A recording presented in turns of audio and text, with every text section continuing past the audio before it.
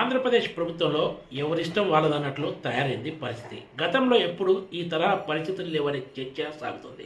ఆంధ్రప్రదేశ్లో ఉన్నది ప్రస్తుతం కూటమి ప్రభుత్వం కావడంతో ముఖ్యమంత్రి చంద్రబాబు నాయుడు కూడా ఇప్పుడు ప్రభుత్వంలో పూర్తి కంట్రోల్ లేదనే చర్చ అధికార రాజకీయ వర్గాల్లో సాగుతోంది. గత 2 రోజులుగా ఆంధ్రప్రదేశ్ సచివాలయంలో ముఖ్యమంత్రి చంద్రబాబు నాయుడు అధ్యక్షతన కలెక్టర్ల సమావేశం సాగిన విషయం తెలిసిందే. ఇందులో ముఖ్యమంత్రి చంద్రబాబు నాయుడు పరిపాలనకు సంబంధించి కలెక్టర్లకు దిశానిర్దేశం చేశారు. అయితే అత్యంత కీలకమైన ఈ కలెక్టర్ల సమావేశానికి ఉప ముఖ్యమంత్రిగా ఉన్న పవన్ కళ్యాణ్తో పాటు మరో కీలక మంత్రి ముఖ్యమంత్రి చంద్రబాబు నాయుడు తనయుడు నారా లోకేష్లు 2 రోజుల సమావేశానికి కూడా డుమ్మా కొట్టారు.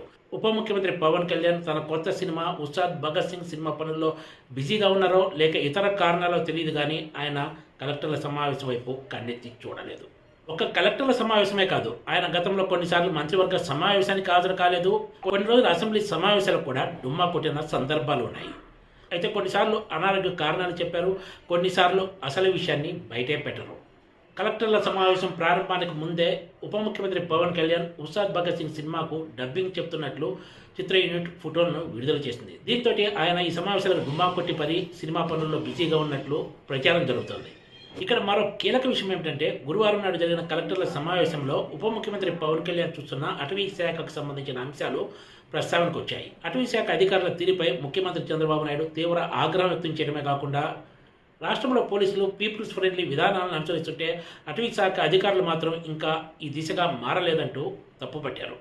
ఇదే అంశంపై తాను ఇప్పటికే ఒకసారి ఉప ముఖ్యమంత్రి పవన్ కళ్యాణ్తో మాట్లాడానని, మరోసారి మాట్లాడతానని ఈ సమావేశంలో ఆయన వ్యాఖ్యానించారు. అటవీ శాఖ అధికారుల తీరు వలన ఇటీవల కాలంలో ఎదురైన ఇబ్బందులను కూడా ముఖ్యమంత్రి చంద్రబాబు నాయుడు ఈ సమావేశంలో ప్రస్తావించారు. గతంలో ఎప్పుడూ లేని రీతిలో అటవీ శాఖ అధికారులపై ఈసారి పెద్ద ఎత్తున ఫిర్యాదులు వస్తున్నాయన్నారు. ఇది ఇలా ఉంటే మరో మంత్రి నారా లోకేష్ బుధవారం నాడు ఢిల్లీ పర్యటనలో ఉన్నారు. ఆయన కేంద్ర మంత్రి రామ్మోహన్ నాయుడు ఇంట్లో ఏర్పాటు చేసిన విందు కార్యక్రమంలో పాల్గొన్నారు. ఆ తర్వాత ఇతర కార్యక్రమాలకు కూడా హాజరయ్యారు. గురువారం నాడు మాత్రం నారా లోకేష్ వైజాగ్లో క్యాప్జెమిని గ్లోబల్ సీఈఓతో పాటు కంపెనీ ఇతర అధికారులతోటి సమావేశమై రాష్ట్రంలో పెట్టుబడి గల అవకాశాలను వివరించారు. నారా లోకేష్ కూడా గతంలో మంత్రివర్గ సమావేశాలకు డుమ్మా కొట్టిన సందర్భాలు ఉన్నాయి.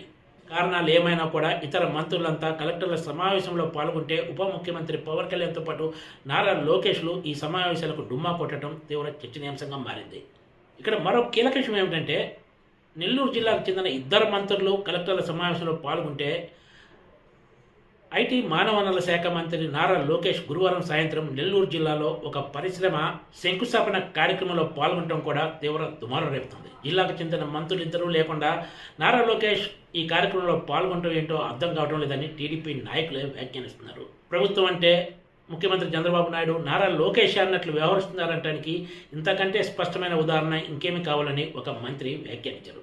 Please subscribe TGTV.